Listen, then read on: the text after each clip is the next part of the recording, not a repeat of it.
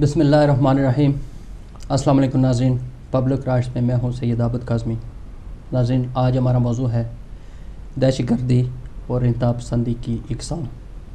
ناظرین، عالمی سطح پر کافی عرصے سے انتہا پسند تنظیمیں کسی نہ کسی صورت میں دہشت گردی کے واقعات میں ملوث رہی ہیں، چاہے عراق ہو، شام ہو، پاکستان اور افغانستان ہو۔ پوری دنیا میں جب بھی انتہا پسندی کی بات ہوتی ہے تو مسلمانوں کا نام لیا جاتا ہے۔ یہ کیوں لیا جاتا ہے، یہ بھی سوچنے کی بات ہے۔ اس کی بڑی وجہ یہ ہے کہ جو بھی دہشت گرد تنظیم بنتی ہے، القاعدہ سے لے کر جو ابھی اس کے وجود سے نئی تنظیم بنی ہے داعش، جس کا نام ہے دولت اسلامیہ عراق و شام۔ داعش کے نام سے جو القاعدہ سے تنظیم نکلی ہے وہ دہشت گردی میں ملوث ہے، اور اس نے اسلام کے نام پر ہی نام رکھ کر تو یہ ساری کروائیاں دہشت گردی کی شروع کی ہیں۔ شام میں جو کروائیاں اس نے کی ہیں، اور اس میں جو اصول انہوں نے نافذ کیے ہیں، جیسے جہاد النکاح ہوا، اور دوسری جو جو مہارات ان لوگوں کو متعارف کی گئی ہیں جن کا اسلام کے ساتھ کوئی تعلق نہیں ہے، اس کو اگر دیکھیں، اور اس کے بعد پھر اب عراق میں جو باقوبہ تک یہ پہنچ چکے ہیں، اور ان کے مقاصد کیا ہیں، اور ایک جو شام میں جو جہادی تنظیمیں ہیں وہ ساری دہشت گردی کر رہی ہیں، ان کو تمام کو شفٹ کیا جا رہا ہے عراق کی طرف، اور ایک دنیا نئی طریقے سے اس کو نئے طریقے سے متعارف کروایا جا رہا ہے۔ اسی کے ساتھ اگر دیکھا جائے دہشت گردی پاکستانی فوج نے جو دہشت گردوں کے خلاف کارروائی آپریشن شروع کیا ہے وہ خوشائند بات ہے، اور اس کی وجہ سے ان کے مراحل کافی ڈھان ہوئے ہیں۔ اس کے بعد دوسری جو دہشت گردی اقسام جو ہم نے متعارف جو قسم ہے وہ ریاستی دہشت گردی کے ہے۔ کچھ عرصہ پہلے ہم دیکھتے تھے کہ انڈیا میں مقبوضہ کشمیر میں اور ادھر ریاست دہشت گردی کی جاتی تھی، اور بہت ظلم حکومت کرتی تھی، اس کے فوجی کرتے تھے، پولیس کرتی تھی۔ لیکن پاکستان میں میری زندگی میں کوئی ایسا واقعہ نہیں ہوا سر عام جس کو ایسے پولیس نے ایسی دہشت گردی کی ہو، جیسے چند دن پہلے طارق مناج قرآن کے دفتر میں سیکریٹریٹ میں حملہ کر کے پولیس نے وہاں دہشت گردی کی ہے۔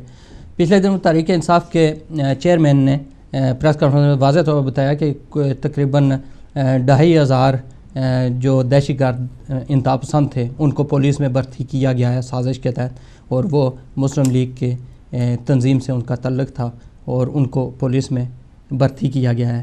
اس پر بھی بات کریں گے۔ اس موضوع پر بات کرنے کے لیے ہمارے ساتھ جناب موجود ہیں اشفاق عالم صاحب، جو پاکستان عوامی تحریک برطانیہ کے نمائندگی کریں گے۔ جناب آپ کو اسٹوڈیو میں خوش آمدید کہتے ہیں۔ دوسرے ہمارے جو مہمان ہیں وہ جن کا تعلق پی ٹی آئی سے ہے، پاکستان تحریک انصاف سے، ڈاکٹر عبدالباسط صاحب، برطانیہ پی ٹی آئی سے ان کا تعلق ہے، آپ کو بھی اسٹوڈیو میں خوش آمدید کہتے ہیں۔ ہمارے تیسرے جو مہمان ہیں جو دہشت گردی کے حوالے سے اور عراق اور شام کے حوالے سے جو ہمیں بریف کریں گے اور نئی تازی صورتحال بتائیں گے، وہ تجزیہ نگار ہیں، سحر ٹی وی کے ڈائریکٹر بھی ہیں، تیران سے ہمارے ساتھ لائیو کال کے ذریعے موجود ہوئے ہیں سید راشد عباس نقوی صاحب، ان سے ہم نئی تازی صورتحال پوچھیں گے۔ ہم اپنی گفتگو کا سلسلہ شروع کرتے ہیں۔ جناب اشفاق عالم صاحب، آپ سے سب سے پہلے آپ سے شروع کرتا ہوں، کیونکہ ایک تو ہم ہدایت ٹی وی کی طرف سے آپ کے ساتھ اظہار یکجہتی بھی کرتے ہیں اور افسوس بھی کرتے ہیں جو پچھلے دنوں میں واقعہ ہوا ریاستی دہشت گردی کا، تو اس حوالے سے آپ بتائیں آپ کا کیا موقف ہے؟ بسم اللہ الرحمن الرحیم۔ محترم عابد کاظمی صاحب، سب سے پہلے تو میں آپ کا اور ہدایت ٹی وی کی جملہ انتظامیہ کا مشکور ہوں کہ آپ نے یہ موقع دیا کہ آپ کے ٹی وی کی وساطت سے ہمارا پیغام، ہماری آواز اور ہمارے جذبات لوگوں تک پہنچیں۔ جس طرح آپ نے خود اپنے انٹروڈکشن کے اندر یہ بات بیان کی کہ 17 جون کو لاہور میں ریاستی دہشت گردی اور پولیس دہشت گردی اور بہیمانہ وحشیانہ لاٹھی چارج اور قتل و غارت گری کا جو بازار گرم کیا گیا، یہ ملک کی 65 سالہ تاریخ کا سیاہ ترین اور بدترین واقعہ تھا، اور کسی جمہوری معاشرے کے اندر اس قسم کے اقدامات کو قبول نہیں کیا جا سکتا۔ یہ غیر جمہوری اور غیر آئینی قدم تھا جو حکومت وقت نے اٹھایا، اور اس سے پتہ لگتا ہے کہ وہ حکمران جو ہر وقت جمہوریت کا نام لیتے ہیں ان کے رویے کتنے غیر جمہوری ہیں. جی. جو آئین کی بالادستی کی بات کرتے ہیں وہ کس طرح کے غیر آئینی اور غیر قانونی اقدامات کرتے ہیں. اس سے ان کا جو چہرہ ہے وہ بالکل عوام کے سامنے، قوم کے سامنے واضح ہو چکا ہے کہ یہ قانون کی، آئین کی جو بالادستی کی باتیں ہیں یہ صرف زبانی جمع خرچ ہے. ان کے جتنے بھی اقدامات ہیں وہ غیر آئینی اقدامات ہیں، کیونکہ آئین عوام کے جن حقوق کے تحفظ کی ضمانت دیتا ہے، حکومت ان حقوق کو پورا کرنے میں ناکام رہی ہے. آئین تو ضمانت دیتا ہے کہ عوام کی جان، مال، عزت کی حفاظت جو ہے وہ حکومت وقت کی ذمہ داری ہوگی. آئین یہ ذمہ داری لیتا ہے، ضمانت فراہم کرتا ہے کہ چادر اور چار دیواری کا تحفظ فراہم کیا جائے گا، نہتے بے گناہ شہریوں کے اوپر کوئی ظلم و ستم نہیں ہوگا. یہ ساری ضمانتیں آئین ہمارا پرووائیڈ کرتا ہے، لیکن حکومت وقت ان تمام تر ضمانتوں کو عملی جانمہ پہنانے میں ناکام ہو گئی ہے. آپ نے دیکھا کہ لاہور میں جو ظلم و بربریت کا بازار گرم کیا گیا، جس طرح نہتے لوگوں پر لاٹھیاں برسائی گئیں اور ڈائریکٹ جو ہے فائرنگ کر کے لوگوں کے سینے چھلنی کیے گئے. یعنی اس سے بدترین جو ہے ریاستی دہشت گردی اور کیا ہو سکتی ہے؟ کیا آج ہم یہاں پر برطانیہ میں بیٹھ کر اس قسم کے واقعات کا تصور کر سکتے ہیں؟ تو مہذب معاشروں کے اندر، مہذب ملکوں کے اندر اس قسم کے واقعات کا کوئی تصور بھی نہیں کر سکتا.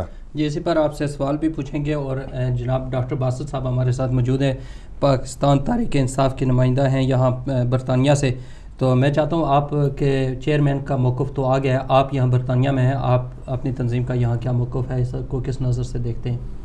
بسم اللہ الرحمن الرحیم. عابد صاحب بہت شکریہ آپ کا، آپ کے ہدایت ٹی وی کا، کہ آپ نے موقع فراہم کیا. سب سے پہلے تو جناب اشفاق عالم صاحب اور ڈاکٹر طاہر القادری صاحب، ان کے جتنے بھی فالورز ہیں، ان کے ساتھ اظہار ہمدردی، اظہار تعزیت کرتا ہوں کہ جو بے پناہ قیمتی جانیں جو ضائع ہوئی ہیں، اس کو میں ضائع نہیں کہتا، افسوس ضرور ہوا ہے، لیکن انشاءاللہ تعالیٰ یہ ایک نئے سورج کے ابھرنے کی ایک نوید ہمیں سنائی دے رہی ہے، اور انشاءاللہ تعالیٰ اس سے ایک انقلاب آئے گا. جو دیکھیے جو بھی ہوا ہے اس وقت تک، عابد صاحب گزارش یہ ہوتی ہے کہ جب بھی کوئی عمارت بنائی جاتی ہے، ابھی اشفاق عالم صاحب نے آئین کا بڑا مفصل طریقے سے ذکر کیا انہوں نے، جب عمارت بناتے ہیں جو پہلی اینٹ رکھی جاتی ہے اگر وہ ٹیڑھی ہو تو دیوار جتنی مرضی بلند لے جائیں وہ ٹیڑھی ہی بنے گی، اور جتنی بلندی اس دیوار کی بڑھائیں گے اس کا ٹیڑھا پن زیادہ بڑھے گا، تو وہ کبھی بھی چھت کو برداشت نہیں کر سکے گی، وہ اپنے بوجھ تلے دب کے وہ گر جائے گی.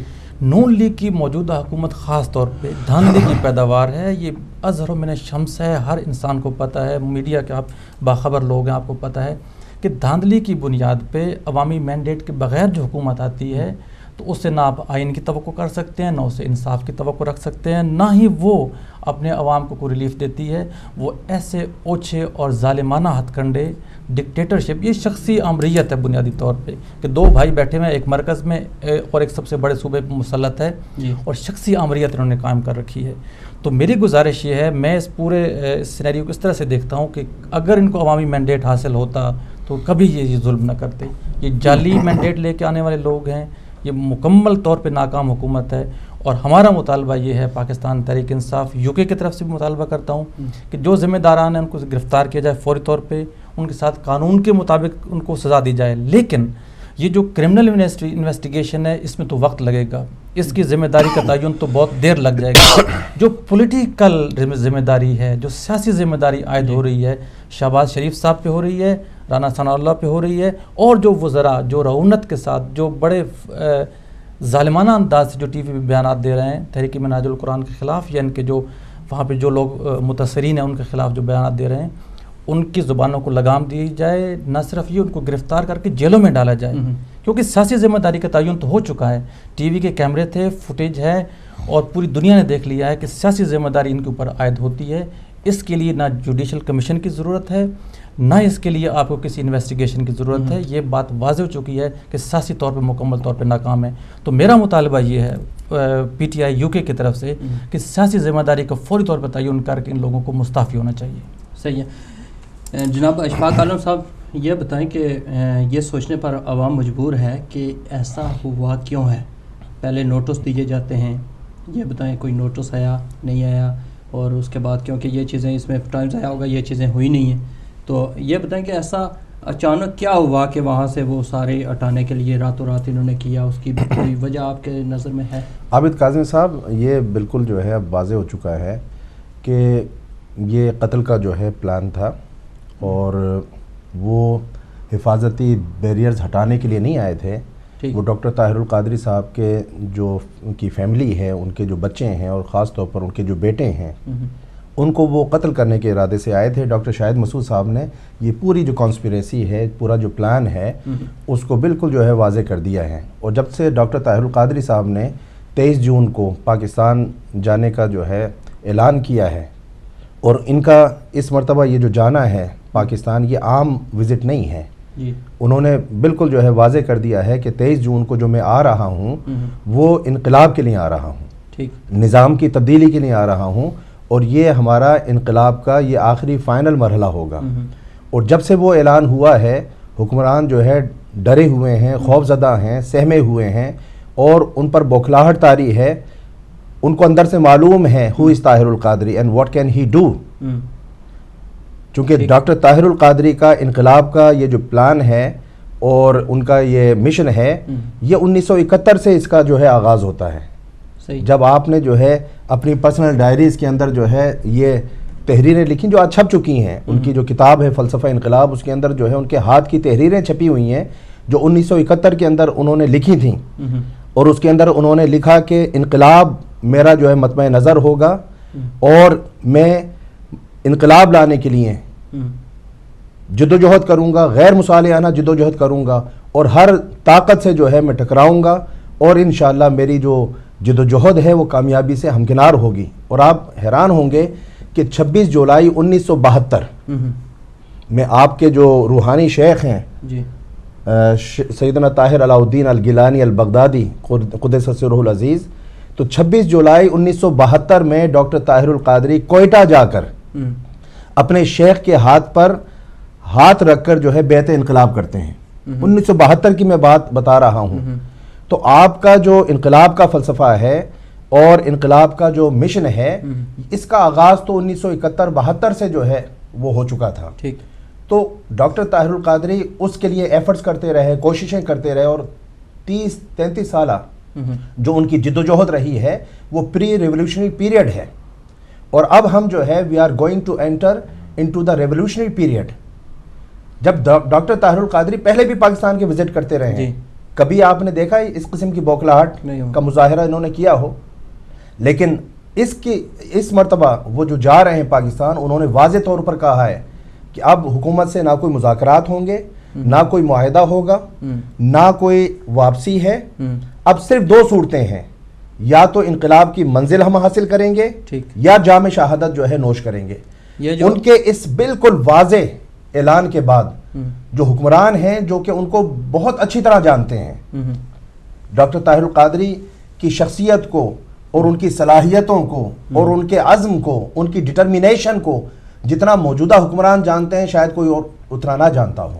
تو ان کو معلوم ہے ڈاکٹر طاہر القادری جو بات کہہ رہے ہیں وہ کر گزرنے کی صلاحیت بھی رکھتے ہیں. تو اس چیز نے ان کے اندر جو ہے ایک بوکھلاہٹ، اور یہ جو آپ دیکھیں نا آج پورا میڈیا ان کے اس اقدام کو جو ہے کو کرٹیسائز کر رہا ہے، کنڈیم کر رہا ہے، اور ساتھ میڈیا یہ بھی کہہ رہا ہے کہ ان کے مشیر کون ہیں، ان کو مشورہ دینے والے کون ہیں، کیا ان کی جو عقل ہے وہ ماری گئی ہے؟ اس قسم کے جو اقدامات ہوتے ہیں وہ بوکھلاہٹ کے نتیجے میں ہوتے ہیں. تو ہم یہ سمجھتے ہیں کہ یہ جو آئے تھے، کیونکہ یہ جو تجاوزات وغیرہ جو نام لیتے ہیں وہ حفاظتی جو بیریئرز تھے وہ تو ہائی کورٹ کے حکم پر، کیونکہ ڈاکٹر طاہر القادری کوئی ان نون شخصیت نہیں ہے. He is not an unknown personality, he is an high profile شخصیت. تو ان کی حفاظت کے لیے ہائی کورٹ کا حکم نامہ موجود ہے. ماڈل ٹاؤن کی پولیس نے کھڑے ہو کر یہ بیریئرز لگوائے، اور اگر ان کو ہٹوانا تھا تو اس کا ایک الگ پروسیجر تھا. خط لکھا جاتا ہے، لیٹر لکھا جاتا ہے، پہلے جو ہے ان رائٹنگ جو ہے کہا جاتا ہے. اور یہ اقدامات جو ہوتے ہیں وہ دن کے اجالوں میں ہوتے ہیں، رات کے اندھیروں میں تو چور آتے ہیں، ڈاکو آتے ہیں، قاتل آتے ہیں. اس قسم کے جو ہے تجاوزات ہٹانے کے لیے ایسا ہونا نہیں چاہیے تھا. آپ یہ بتائیں کہ یہ جس طرح جو طریقہ کار اختیار کیا گیا ہے اور جس طرح پولیس گردی کی گئی ہے، یہ جمہوری ممالک میں ایسا ہوتا ہے کبھی آپ کی دیکھا ہے؟ جناب یہ تو بڑا، اگر آپ پرائمری اسکول کے بچے سے پوچھیں گے وہ بھی اس کا جواب نہ میں دے گا.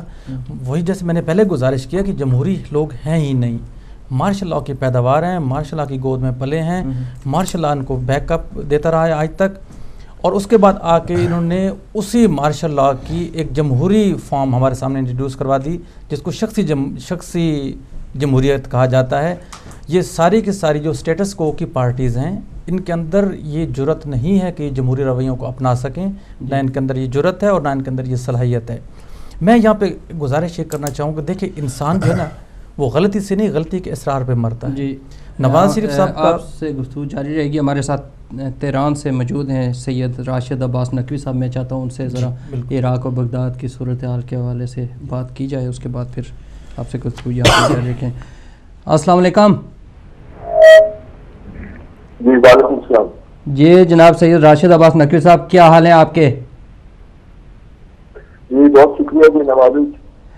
ہمارا یہاں موضوع ہے، یہاں جو عدالت ٹی وی پر ہم پروگرام کر رہے ہیں، اس میں موضوع ہے دہشت گردی انتہا پسندی کی اقسام کے حوالے سے.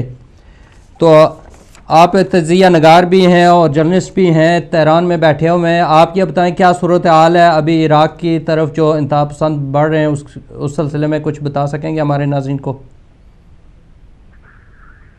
جی بسم اللہ الرحمن الرحیم. مجھے آپ کی آواز پوری طرح سمجھ تو نہیں آئی، لیکن آپ نے جس طرح اشارہ کیا میں اسی اشارے میں یہ سمجھ پایا ہوں کہ عراق کی اس وقت صورتحال کیا ہے. اگر آپ کا یہی سوال ہے تو میں پھر اس کا جواب آج کروں. جی جی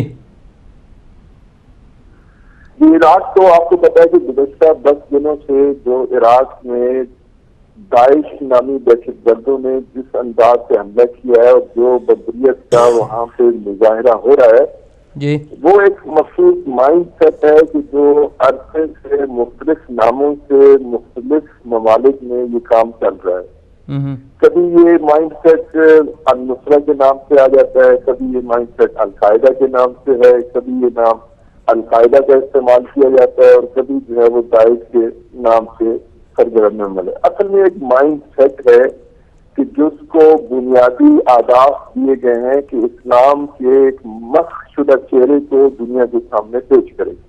یہ اس فارمولے اور اس ایجنڈے پہ کام کر رہے ہیں. اس کے لیے پہلے انہوں نے شام میں مختلف انداز سے اپنی کاروائیاں کی. جب وہاں سے انہیں شکست کا سامنا کرنا پڑا تو انہوں نے اب اپنے دوسرے فیز میں داخل ہوتے ہوئے انہوں نے عراق کا رخ کیا ہے. اور عراق میں جو اس وقت صورتحال ہے، وہاں پہ ہیومن رائٹس کی جس انداز سے وائلیشن ہو رہی ہے، جس انداز سے وہاں پہ بچوں، خواتین، بوڑھے، مردوں، عورتوں کے ساتھ جس انداز سے ظلم ہو رہا ہے، اس کی مثال شاید عراق میں پہلے نہیں دیکھی جا سکتی، نہیں دی جا سکتی.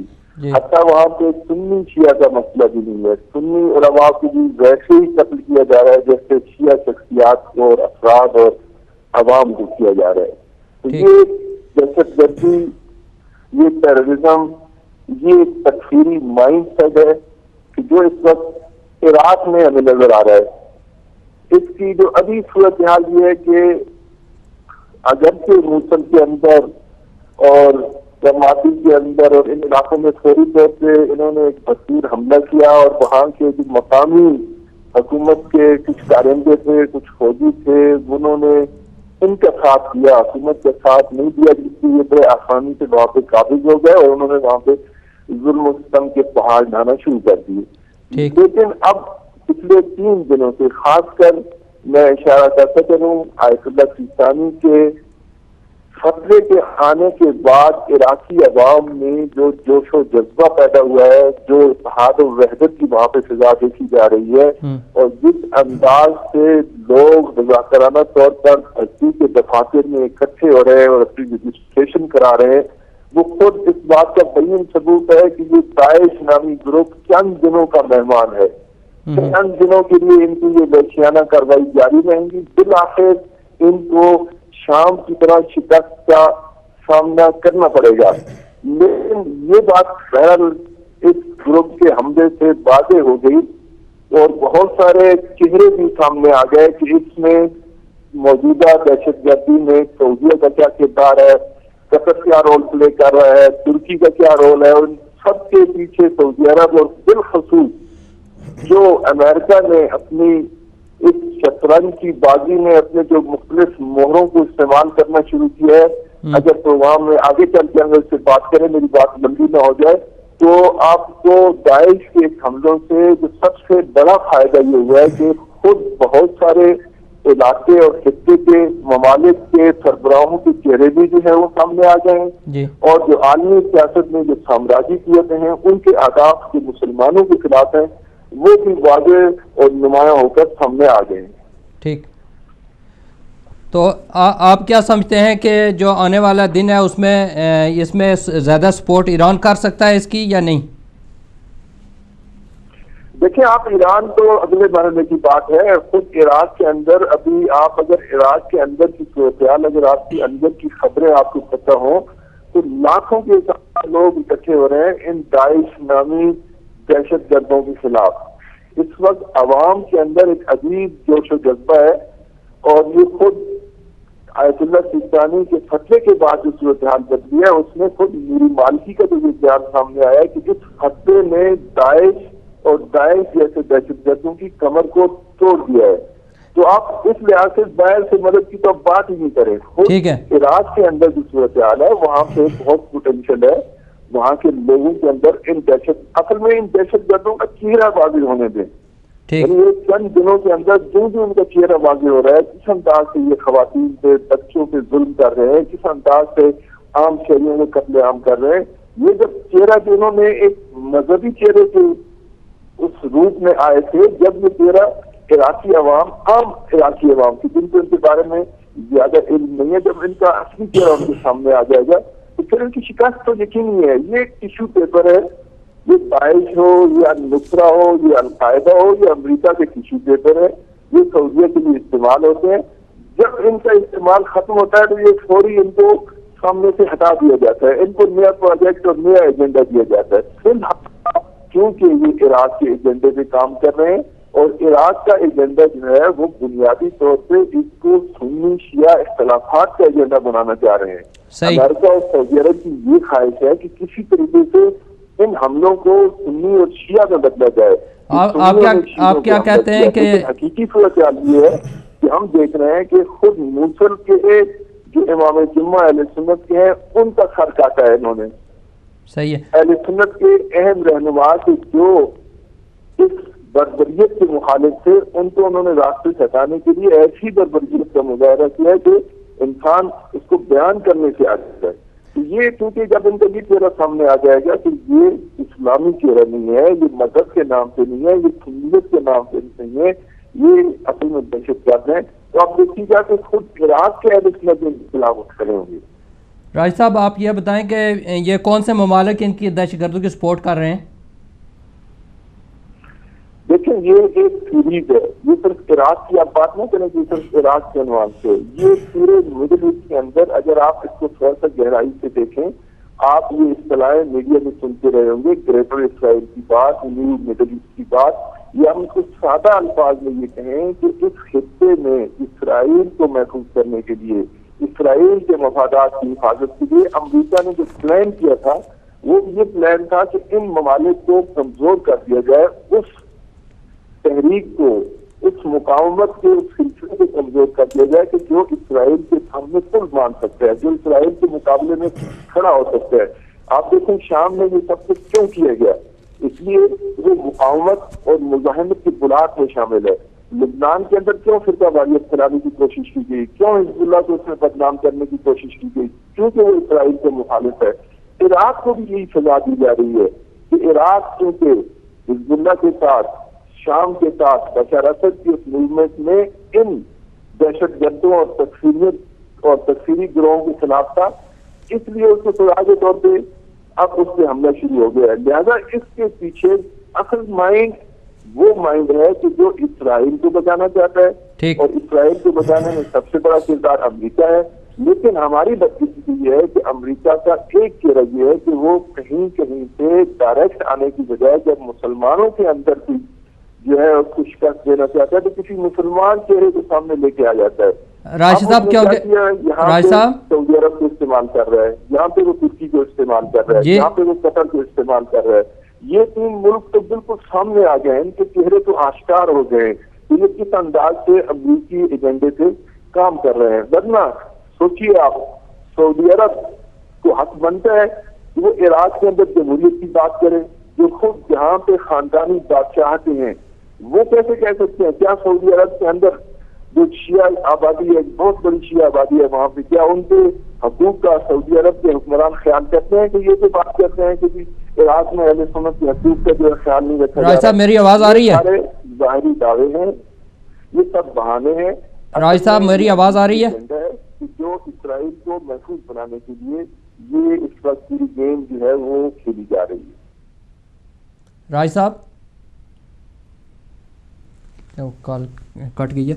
چلیں ویسے بھی ایک سوال پوچھنا تھا ان سے تو وہ تو رہ گیا. یہ صورتحال سے آپ آگاہ ہو چکے ہوں گے کہ کیا آپ بات کر رہے تھے, تو تھوڑی سی یہ ان کی جو گفتگو یا اس حوالے سے تھوڑی بات کر لیں تو پھر اس کے بعد آگے.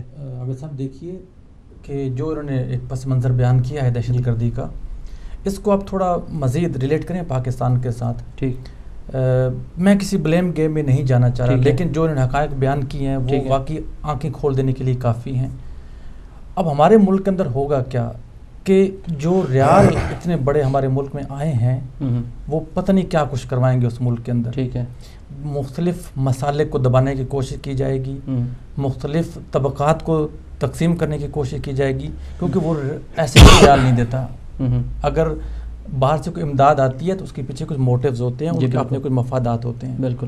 تو میرا یہ نظریہ ہے, میرا یہ خیال ہے کہ جب تک یہ موجودہ حکمرانوں سے, چاہے وہ ڈاکٹر طاہر القادری صاحب کے ذریعے یا دوسری سیاسی پارٹیوں کے ذریعے, جب تک ان سے نجات حاصل نہیں کریں گے ملک کے اندر ریاستی دہشت گردی مزید بڑھے گی. اچھا, اس سے آپ اتفاق کریں کہ یہ جو پیسہ سعودی عرب سے گیا تھا وہ جو ہمارے تجزیے کے مطابق کچھ لوگوں نے رپورٹیں بھیجی ہیں, انہوں نے کہا جی یہ جو طالبان جو وہاں جہاد کے نام پر پاکستان میں دہشت گردی کر رہے ہیں ان کے لیے پیسہ تھا کہ ان کو وہ شام اور عراق کی طرف شفٹ کریں. تو کیا آپ یہ سمجھتے ہیں کہ وہ ٹروپس وغیرہ انہوں نے شفٹ کیے ہیں وہاں سے یا؟ جی اب اس اسپیکولیشن پہ تو بات کرنا تھوڑا مشکل ہوتا ہے, لیکن ماضی قریب کی تاریخ یہ بتاتی ہے کہ ہمارے بدقسمتی کے ساتھ نون لیگ کے کچھ موجودہ وزراء کے بڑے گہرے تعلقات ہیں ان دہشت گرد تنظیموں کے ساتھ. کس وزیر کی بات کر رہے ہیں؟ یہاں بیٹھے ہوئے رانا ثناء اللہ صاحب. ہاں, یہ تو پھر اس کا نام لیں.